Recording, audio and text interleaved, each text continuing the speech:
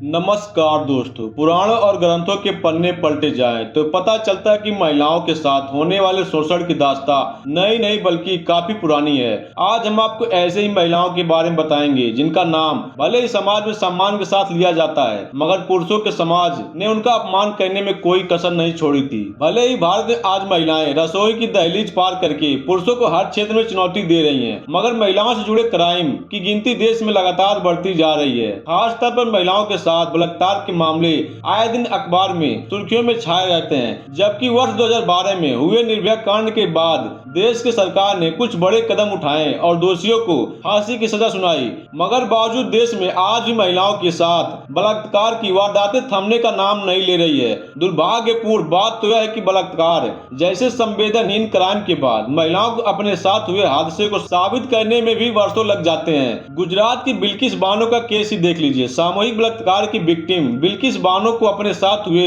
इस घिनौने अपराध को सिद्ध करने में 15 वर्ष लग गए, मगर महिलाओं के साथ हो रहे यह अपराध आधुनिक समाज के कुछ नमूने मात्र हैं। बलात्कार, जोर जबरदस्ती और सामूहिक अपमान जैसी घिनौने हरकतें महिलाओं के साथ वर्षों से चली आ रही है। पुराणों और ग्रंथों के पन्ने पलटे जाएं तो पता चलता है कि महिलाओं के साथ होने वाले शोषण की दास्तां नई नहीं बल्कि काफी पुरानी है। आज हम आपको ऐसी ही महिलाओं के बारे में बताएंगे जिनका नाम भले ही समाज में सम्मान के साथ लिया जाता है, मगर पुरुषों के समाज ने उनका अपमान करने में कोई कसर नहीं छोड़ी है। बस बने रहे वीडियो के एंड तक। नंबर 1 पर आती है माधवी। राजा ययाति की पुत्री माधवी की कहानी बहुत कम लोगों को पता है। माधवी को 2 वरदान मिले थे। पहला कि वो हमेशा पुत्र को ही जन्म देगी और दूसरा हर बच्चे को जन्म देने के बाद वह कुंवारी बन जाएगी, यानी माधवी अपनी वर्जिनिटी कभी नहीं खो सकती है। मगर यह 2 वरदान उसके लिए शराब की तरह साबित हुए। दरअसल एक दिन राजा ययाति के पास उनके गुरु विश्वामित्र ने अपने शिष्य ग्वाला को भेजा और राजा से गुरु दक्षिणा मांग कर लाने को कहा। गुरु दक्षिणा में विश्वामित्र ने राजा को 800 सफेद घोड़ों के काले कान मांगे। राजा ने बहुत कोशिश की उसे कहीं से इतने घोड़े मिल जाएं और वह उनके कान गुरु को भिजवा सके, मगर ऐसा नहीं हो सका। इसलिए गुरु दक्षिणा में राजा ने अपनी बेटी माधवी को दान कर दिया और ग्वाला से कहा इसका विवाह किसी ऐसे राजा से करवा देना जिसके पास सफेद घोड़े हो। ग्वाला माधवी को गुरु विश्वामित्र के पास ले गया, मगर ऐसा कोई भी राजा नहीं मिला जिसके पास 800 घोड़े हो। इसलिए गुरु विश्वामित्र ने माधवी को 3 अलग अलग राजाओं के पास संभोग करने के लिए भेजा। आखिर जब 200 घोड़े नहीं मिले तो गुरु और ग्वाला दोनों ने माधवी के साथ संभोग किया। माधवी की कहानी बताती है कि पौराणिक काल से ही लड़कियों को केवल संभोग की वस्तु समझा गया है। अपना आन मान शान के लिए उन्हें दान कर दिया गया है। आज भी हिंदू रीति रिवाज के तहत विवाह में लड़कियों का कन्यादान किया जाता है। नंबर 2 पर आती है माता सीता। भारतीय संस्कृति में सीता को देवी की तरह पूजा जाता है। पौराणिक कथाओं के अनुसार सीता त्याग, आज्ञाकारी और समर्पण की देवी थी। अपने पति राम से उनका प्रेम ऐसा था कि राजपाट सब कुछ त्याग कर दिया।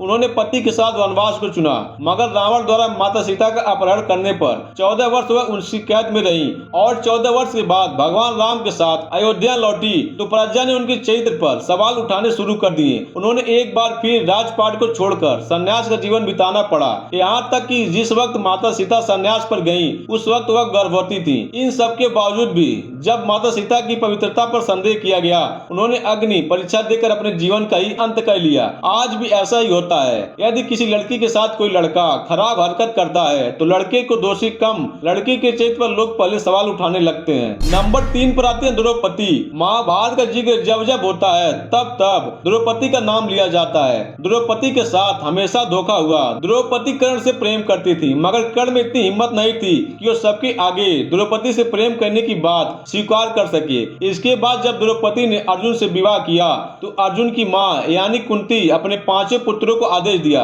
कि वो द्रौपदी को आपस में बांट लें। तब द्रौपदी को यह वरदान मिला कि हर बार संभोग के बाद उसकी वर्जिनिटी वापस मिल जाएगी। इस तरह द्रौपदी के 5 पति हुए, मगर बात जब रक्षा की आई तो 5 पति मिलकर द्रौपदी की रक्षा नहीं कर पाए। दरअसल पांडव जुए में द्रौपदी को कौरवों से हार गए थे। हार के बाद कौरवों ने द्रौपदी को बालों से पकड़कर भरी सभा में निर्वस्त्र करना चाहा। इतिहास में दृश्य चीर हरण के नाम से प्रसिद्ध हुआ। आज के दौर भले ही किसी महिला के 5 पति नहीं होते। आज भी देश के कुछ इलाकों में महिलाओं को संभोग करने के लिए पति खुद दूसरे मर्दों के आगे परोस देते हैं। नंबर 4, अहिल्या। ऋषि गौतम की पत्नी अहिल्या की कहानी सभी ने सुनी है। देवी अहिल्या वही है जो पत्थर की शिला बन गई थी और भगवान राम के पैरों के स्पर्श से वापिस से मानव स्वरूप मिला था। मगर इसके पीछे की कहानी बहुत कम लोग जानते हैं। दरअसल देवी अहिल्या बेहद सुंदर महिला थी। देवराज इंद्र उनकी सुंदरता के कायल थे। वो हमेशा से देवी अहिल्या के साथ संभोग करने की इच्छा रखते थे। मगर देवी अहिल्या एक पवित्र नारी थी। एक दिन ऋषि गौतम तपस्या करने की इच्छा से वन चले गए। उनके रवाना होते ही देवराज इंद्र उनका स्वरूप धारण करके देवी अहिल्या के पास पहुंच गए और उनसे कहा कि प्रेम के बंधन ने उन्हें तपस्या पर जाने से रोक दिया। देवराज इंद्र ने अपनी संभोग की इच्छा पूरी की।